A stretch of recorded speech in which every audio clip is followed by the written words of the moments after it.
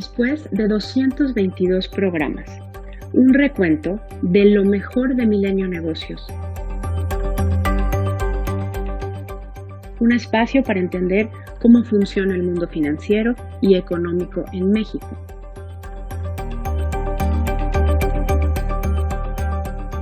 Muy pronto, una nueva etapa, porque en los negocios participamos todos.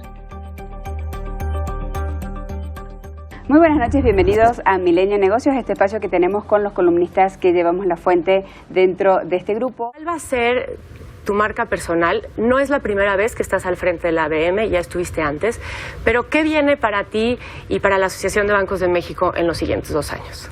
Lo que viene es tiempos en los que vivimos de incertidumbre, de cercanía política, de muchos distractores. Entonces, ¿qué tiene que hacer la Asociación de Bancos?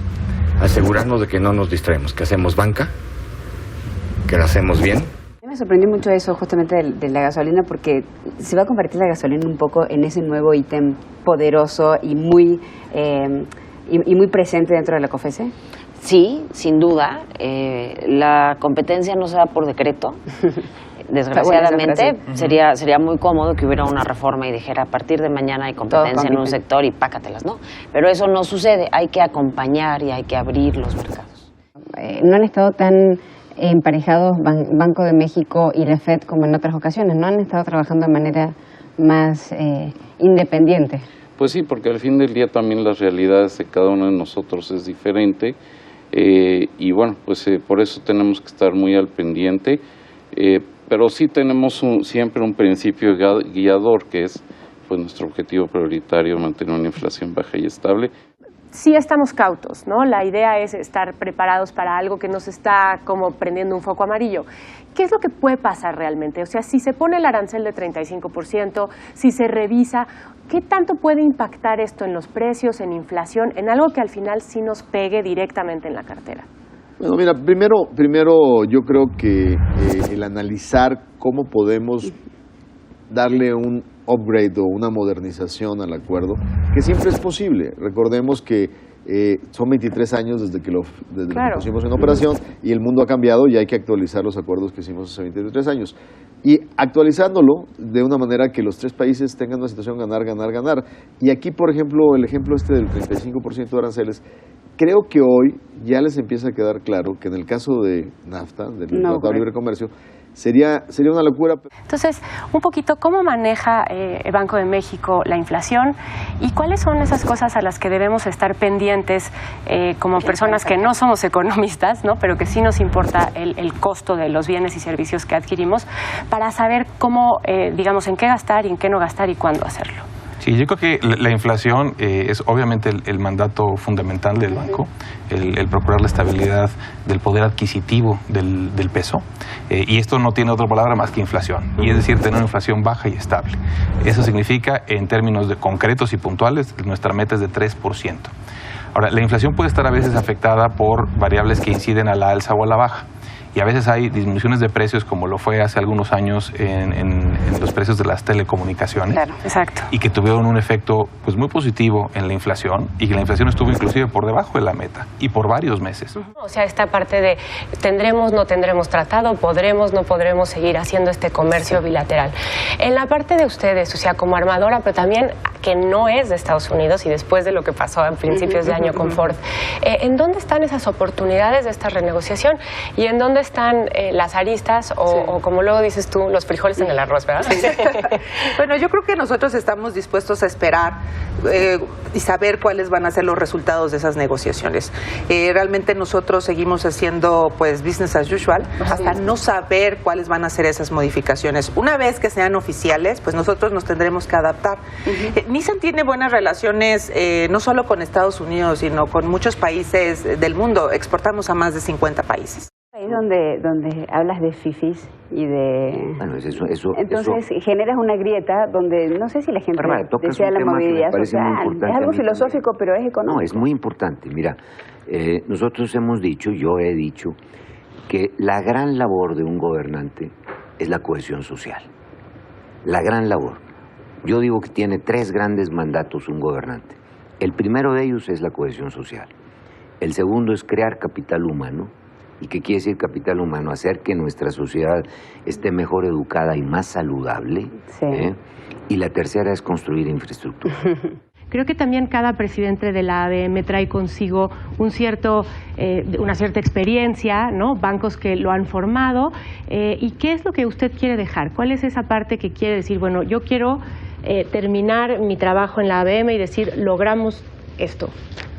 Precisamente esto que les estoy contando. El desarrollo social.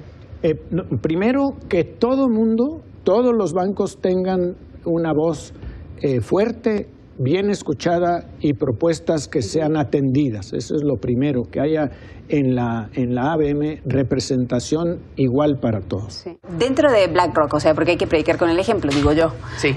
¿Qué medidas se están tomando, por ejemplo, en la operación mexicana? Así como de, claro, estamos haciendo tal cosa. Ok. Por un lado, sí estamos diciendo, a ver, para el final del 2020, todas nuestras inversiones activas y de asesoría de BlackRock van a tener que tener un filtro de ESG. Por otro lado, también nos comprometimos a que para el final del 2020 vamos a duplicar el número de productos a nivel mundial. Vamos a tener ahora, para finales del 2020, 150, por ejemplo, ETFs de ESG en el mundo, y esos también los vas a poder acceder. Y los activos, México, ¿no? También vemos que no puede ser un programa social, pero aquellas empresas que son las que emplean también a las mujeres, por ejemplo, ¿cómo puede ser su rol? Mira, yo creo que las empresas, y se acaba de firmar el CCE, con el CCE y otro grupo de cúpulas empresariales muy importante, este decálogo, ¿no? De la dimensión social de la empresa, y de alguna manera es también el tema que se tocó en Davos.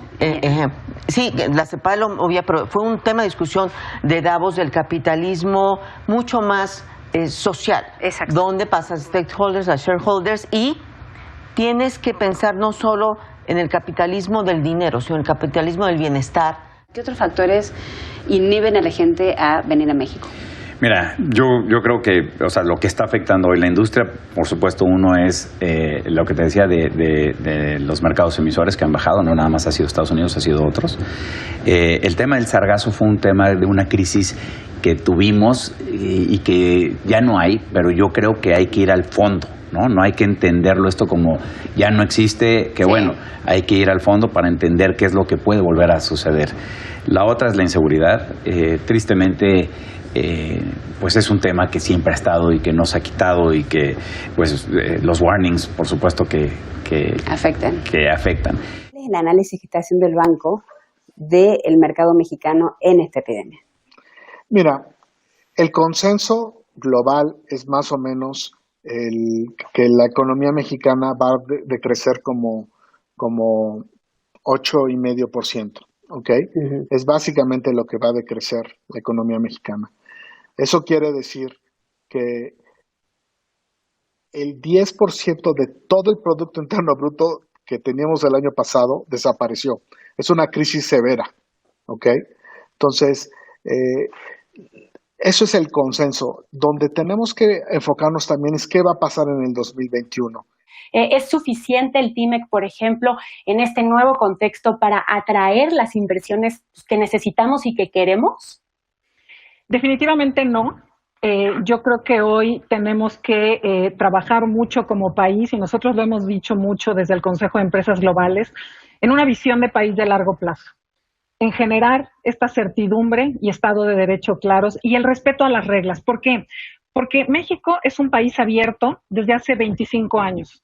Tenemos relación internacional con más de 45 países. Eso ya estaba. Eso está desde mediados de los 90. Hemos ido integrando la cadena productiva de México a la cadena productiva global. Cambiaron el nombre. ¿Cómo están midiendo las variaciones para tratar de comparar con la mayor posibilidad de que sea seguro o con la menos variación? Final de marzo se declara una suspensión por parte de las autoridades sanitarias de censos y encuestas que fueran cara a cara, lo cual, pues a partir del mes de abril tuvimos que salir de los operativos de campo. Afortunadamente para ese momento la enumeración del censo de población, que es esa etapa donde recorremos todo el país tocando las puertas de todas las viviendas y levantando el cuestionario censal, ya había concluido. De tal manera que la buena noticia es que México tiene un censo de población y vivienda 2020.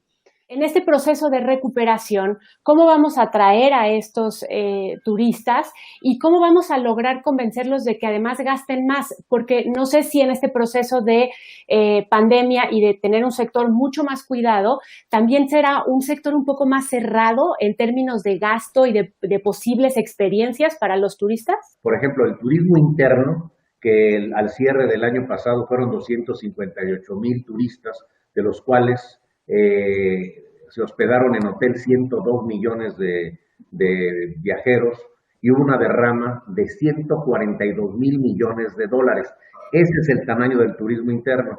¿Qué estamos haciendo? En el plan de turismo extranjero también ha cambiado el programa, ha cambiado el perfil. Ellos ahora quieren no viajar largas distancias, van a viajar un rango de 4 horas y media en avión.